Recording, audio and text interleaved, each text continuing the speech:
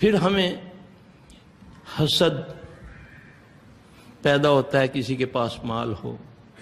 آج میں آپ کو دنیا کا امیر ترین ہونے کا ایک طریقہ بتانے لگا ہوں. ہونا چاہتے ہو؟ ہے نا کہ دنیا میں سب سے زیادہ امیر بن جائیں. بتاؤں؟ میدان میں بیٹھا ہوں نا, میڈیا بھی ہے, میں میڈیا بھی دیکھ رہا ہے نا, مجھے نبی سے لے کر دے رہا ہوں, نبی صلی اللہ علیہ وسلم سے. رسول اللہ صلی اللہ علیہ وسلم جب صبح جاگتے ہیں سب سے پہلے کیا پڑھتے ہیں؟ الحمدللہ الذی احیانا بعد ما اماتنا والیہ نشور. پھر اس کے بعد آپ پڑھتے ہیں لا الہ الا اللہ وحدہ لا شریک لہ لہ الملک ولہ الحمد یحیی ویمیت وہو حی لا یموت بیدہ الخیر وہو علی کل شیء قدیر. پھر آپ پڑھتے ہیں سبحان اللہ والحمد للہ ولا الہ الا اللہ واللہ اکبر.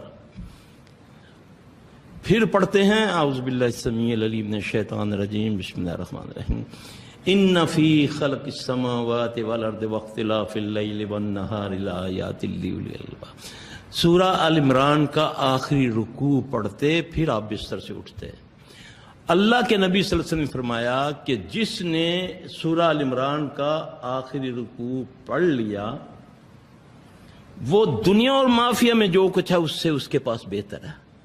یعنی دنیا کے خزانوں سے بہتر جس نے اس کو صبح پڑھ لیا. ایک دن یہ بات میرے ذہن میں آئی. ایک بہت نیک بی بی تھی, کسی شہر سے آئی.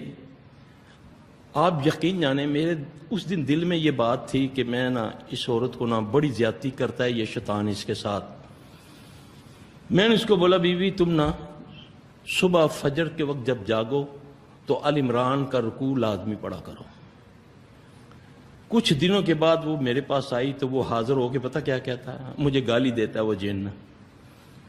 مجھے کہتا ہے سلفی تجھے یہ ہو جائے, یعنی کہ گالی ماں بہن کی دے کر کہتا ہے کہ تو نے میرا بیڑا غرق کر دیا, میری ساری طاقت ختم کر دی ہے. کہتا ہے جب یہ رکوع پڑھ لیتی ہے سارا دن میں کیا میرا پنڈت زور لگا لیتا ہے ہم اس کے قریب نہیں جا سکتے. بچپن سے وہ اس کے ساتھ تھا. وہ نبی صلی اللہ علیہ وسلم کی باتیں ہیں, تمہیں نہیں جانتے, تمہارے جو آگے پردے ڈلے ہوئے ہیں اس کا فائدہ کیا ہے.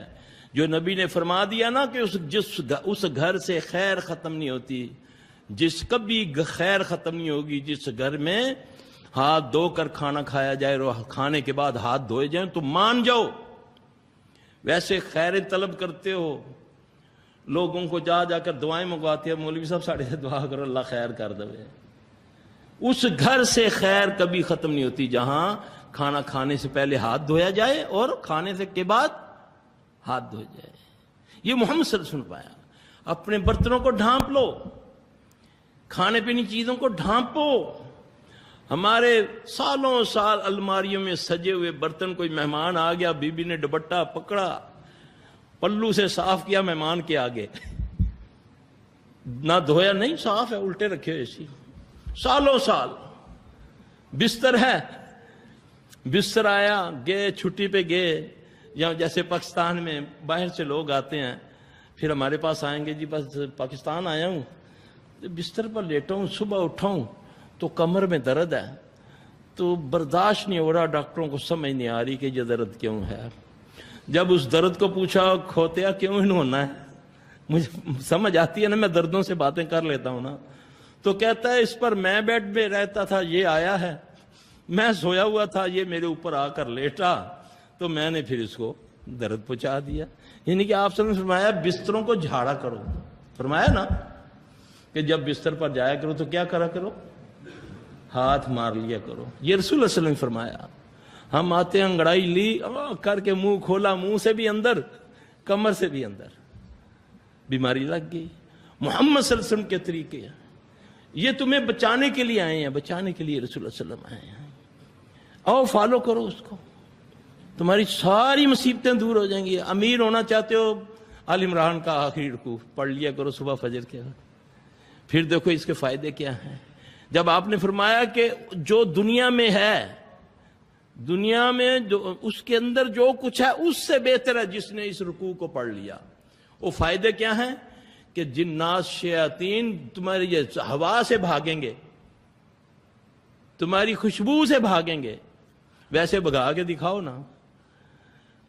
لوگ کہتے ہیں نا جی گھر میں سورہ بقرہ پڑھی جائے, حق ہے, اللہ کے نبی نے فرمایا جس گھر میں سورہ بقرہ پڑھی جاتی ہے وہاں شیاطین کا دخول نہیں ہوتا. لوگ کہتے ہیں سلفی صاحب 5 بچے ہیں, 5 پڑھتے ہیں سورہ بقرہ, ہم 5 کے 5 پڑھتے ہیں, پھر بھی آگ لگ رہی ہے, پھر بھی کپڑے کٹ رہے ہیں, پھر بھی یہ ہو رہا ہے, یہ ہو رہا ہے. میں نے بولا اپنے رزق کو دیکھ لو یار, اپنے معاملات دیکھ لو, کوئی بہن بھائی کا کوئی مال تو نہیں کھا لیا, کسی بہن کا حصہ تو نہیں کھا لیا ہوا, دیکھو تو صحیح نا, کہیں نہیں. اللہ کے نبی کی بات تو غلط ہو ہی نہیں سکتی نا. میں بقرہ تو دور کی بات ہے, آپ صلی اللہ علیہ وسلم نے فرمایا جو سونے سے پہلے بقرہ کی آخری 2 آیتیں پڑھ لے تو شیاطین سے وہ علاقہ ہی محفوظ ہو جاتا ہے. تو میرے بھائی یہ ساری چیزیں بتانے کا مقصد یہ ہے کہ آؤ سنتوں کے اوپر آ جاؤ. یہ تمہیں نکالنے کے لیے آئے ہیں رسول اللہ صلی اللہ علیہ وسلم ان مصیبتوں سے. اور آج سب سے زیادہ جو مصیبت زدہ امت ہے تو وہ صرف محمد صلی اللہ علیہ وسلم کی امت ہے. چاہے افریقہ ہے, چاہے یورپ ہے, چاہے ایشیا ہے, چاہے کچھ اور ہے, جہاں مسلمان اذیت میں ہے اسی وجہ یہ ہے کہ اس نے اپنے اصل کو چھوڑ دیا. اللہ تعالیٰ مجھے اور آپ کو عمل کی توفیق عطا. الحمد لله الذي أحيانا بعدما أماتنا وإليه النشور. لا إله إلا الله وحده لا شريك له, له الملك وله الحمد, يحيي ويميت وهو حي لا يموت, بيده الخير وهو على كل شيء قدير. سبحان الله والحمد لله ولا إله إلا الله والله أكبر.